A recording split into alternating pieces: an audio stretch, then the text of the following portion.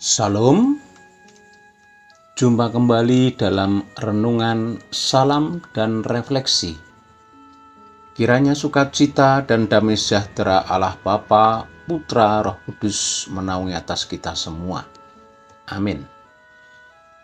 Sahabat saksi yang dikasihi Tuhan, pada kesempatan yang berbahagia ini, mari kita kembali merenungkan bagian dari firman Tuhan yang saya ambil dari kitab Bilangan 20 ayat 11. Demikian ada tertulis. Sesudah itu Musa mengangkat tangannya lalu memukul bukit batu itu dengan tongkatnya 2 kali. Maka keluarlah banyak air sehingga umat itu dan ternak mereka dapat minum. Mari kita menyiapkan hati hening sejenak di dalam doa. Bapa Surgawi, karena kasih setiamu, kami boleh senantiasa menikmati berkat-berkat-Mu sampai hari ini. Kami hendak menikmati berkat sabda-Mu, Roh Kudus, terangi hati kami untuk lebih lagi dapat melakukan sesuai dengan perintah-Mu, dengan penuh hormat, sehingga berkenan di hadirat-Mu. Dalam nama Tuhan Yesus, inilah doa kami. Amin. Melalui nats ini saya menetapkan tema kecil, yaitu meredam amarah.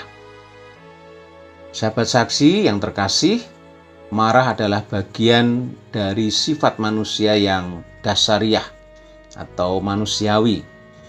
Terbukti tidak ada satupun di antara kita yang tidak pernah marah. Bayi yang belum mengerti apa-apa, namun ketika merasakan sesuatu yang tidak nyaman, pasti berontak dan marah melalui bahasa tangisnya. Marah adalah pola perilaku yang dirancang untuk memperingatkan pengganggu, untuk menghentikan perilaku mengancam mereka.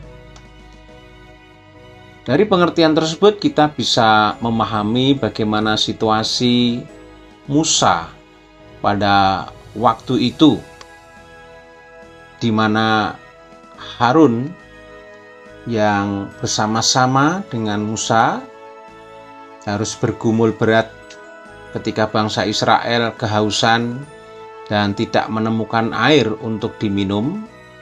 Lalu mereka rame-rame menuduh Musa sengaja ingin membinasakan mereka di padang gurun dengan mati kehausan. Tuduhan ini tentu sangat menyakitkan dan mengganggu hati Musa. Secara manusia membangkitkan amarah, karena memang tidak ada niat sedikit pun yang seperti itu.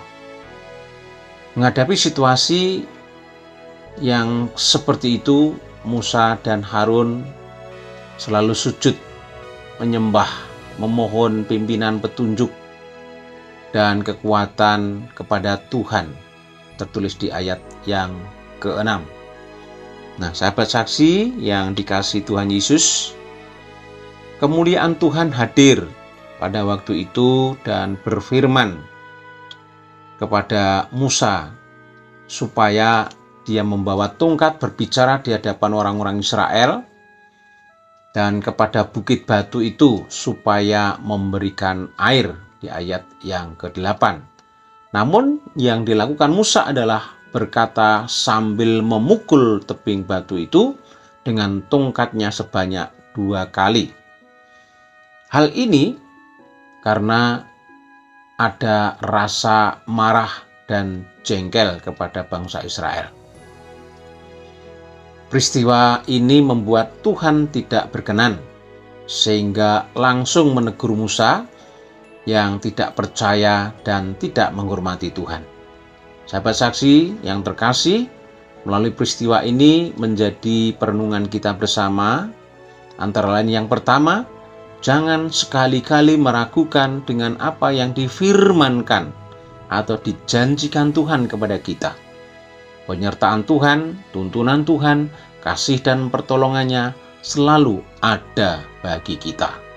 Yang kedua, ketika apa yang kita doakan belum ada jawaban, jangan sekali-sekali menuduh Tuhan ingkar janji atau tidak mendengar doa kita. Yang lebih parah lagi, mulai meragukan keberadaan Tuhan kita. Yang ketiga, sekalipun yang terjadi dalam kehidupan ini tidak seperti apa yang kita harapkan, tetapi justru yang sebaliknya, yaitu kesusahan dan kesesakan, janganlah lalu bersungut-sungut dan memberontak dengan amarah kepada Tuhan Allah kita, Yesus Kristus. Ada tertulis bahwa amarah manusia tidak mengerjakan kebenaran di hadapan Allah. Yakobus 1 ayat 20. Jadilah sabar, tenang, berserah, dan melakukan sesuatu yang baik. Pasti Tuhan menyatakan kasih setianya, dan Tuhan tidak akan pernah lalai dalam menepati janjinya. Tuhan memberkati kita. Amin.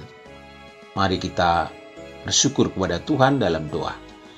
Bersyukur Tuhan, firman-Mu terus memberkati, menguatkan, memotivasi kami untuk selalu hidup berserah atas tuntunan-Mu yang tidak pernah gagal.